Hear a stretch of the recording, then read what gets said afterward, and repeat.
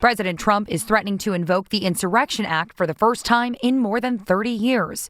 Trump saying if the corrupt politicians of Minnesota don't obey the law and stop the professional agitators and insurrectionists from attacking the patriots of ICE, who are only trying to do their job, I will institute the Insurrection Act. I think the president's Truth Social post spoke very loud and clear to Democrats across this country. The Insurrection Act allows Trump to deploy U.S. troops domestically. It was last used by President Bush in 1992 during the L.A. riots. Minnesota Governor Tim Walz saying, I am making a direct appeal to the president. Let's turn the temperature down, stop this campaign of retribution. This is not who we are. Demonstrations were calmer in Minneapolis overnight after the chaos Wednesday.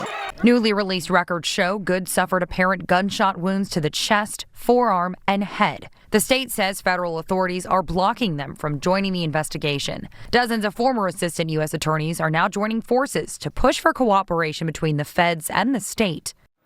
The deputy U.S. attorney says there is no need for a civil rights investigation. Federal officials have described Good as a domestic terrorist, but her family's lawyer, who is also investigating the shooting, describes Good as a loving mother.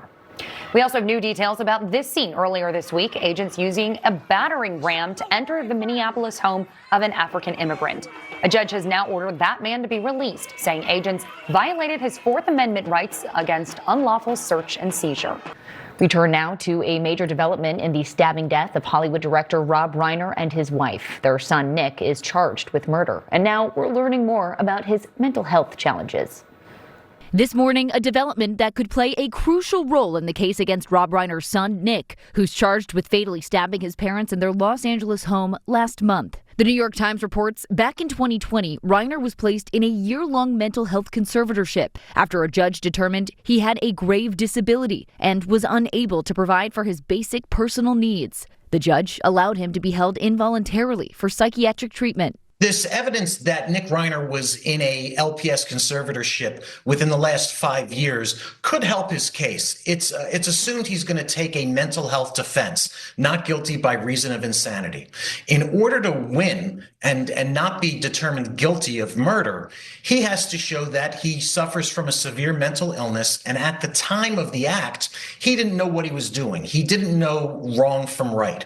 But the conservatorship was not renewed in 2021, which could be a key question as the case moves forward. The 32-year-old has openly battled mental health and addiction problems. He and his father spoke together about his struggles while promoting a movie in 2016. The question I love to hear is, you come from a background like this. How could you ever get into drugs? It's like, well, gee, I don't even know where to start with that. The 32-year-old Reiner faces 2 counts of first-degree murder. High-profile attorney Alan Jackson withdrew from representing Reiner last week, not saying why, but still standing by Reiner. Nick Reiner is not guilty of murder. Print that. The New York Times also reports Nick Reiner struggled recently with the change in his medication. He's due back in court next month. Venezuelan opposition leader Maria Machado presented Trump with her Nobel Prize during their meeting at the White House. The White House releasing this photo showing the medal, the framed medal, along with a message that reads, "In recognition of President Trump's principled and decisive action to secure a free Venezuela." Trump calling it a wonderful gesture of mutual respect. Now, many see the gesture as a move by Machado to curry favor with Trump, who's been reluctant to endorse her as a potential leader of Venezuela. Trump has said many times that he deserves the Peace Prize, but the committee that oversees the awards says it cannot be transferred. They've made it clear that while President Trump may now have a Nobel Prize medal, they say he is not a Nobel Prize winner. Meanwhile, what's with Europe? Congressman, troops from France, Germany, Sweden, and Norway arrived in Greenland for a 2-day mission this week, hoping to bolster the territory's defense.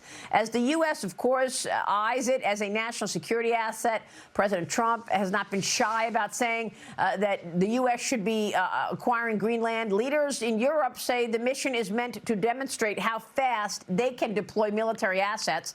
White House Press Secretary Caroline Leavitt confirmed more top-level conversations with Denmark. Meanwhile, watch this. It was a productive meeting. It was a good meeting, and in that meeting, the two sides agreed to really establish a working group of individuals who will continue to have technical talks on the acquisition of Greenland. Those talks will take place, I'm told, every 2 to 3 weeks. So this is a conversation the administration intends to keep having with the Danes and with the respected delegation from Greenland. But the president has made his priority quite clear. He wants the United States to acquire Greenland. He thinks it's in our best national security to do that. So, Congressman, what are your thoughts here? Is Europe sending President Trump a message by sending troops to Greenland? They're certainly trying to. And Maria, full disclosure, I'm a big NATO guy. I think it's the most successful military alliance in human history. But this is nothing more than a publicity stunt on behalf or on the part of our European allies. I love the fact that President Trump is ensuring that moving forward, that if Greenland doesn't become a part of the United States, certainly there's going to need to be ironclad assurances that there's no other foreign entity that's going to get on that, the world's largest island. It's too strategically important to the United States and honestly, the NATO alliance as well, being where it's situated and the potential for natural resources. So I like the fact, again, that he's taking bold actions and it's not just words. What are the odds in your mind that the U.S. acquires Greenland before President Trump's second term is up? What do you think, Congressman? Going to be up to the 56,000 people that live on that island, and they if they see their futures being brighter as being a part or associated with the United States, which I think it is, then I think that's the odds would be good.